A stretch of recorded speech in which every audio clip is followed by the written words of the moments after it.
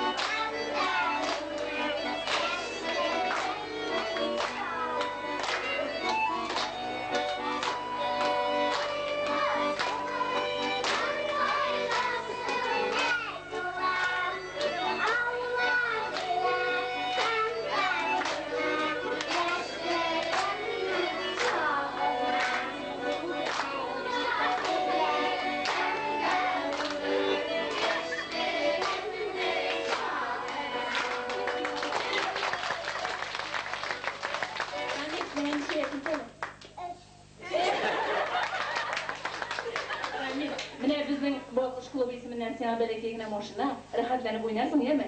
Ikkinchi yil Ramil, men sening borlig'ingni bilgan bo'lsam, Ramil, bek ko'p izlanib, men seni shunday ishlarsiz molaylarni. Ikkinchi yil bizga suykumli bola konkursuna kelirsan. Mine bizning Prometey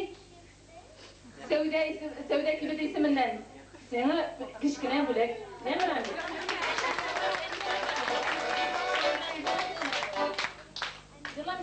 Ikkinchi yilga jirlarsan, jami?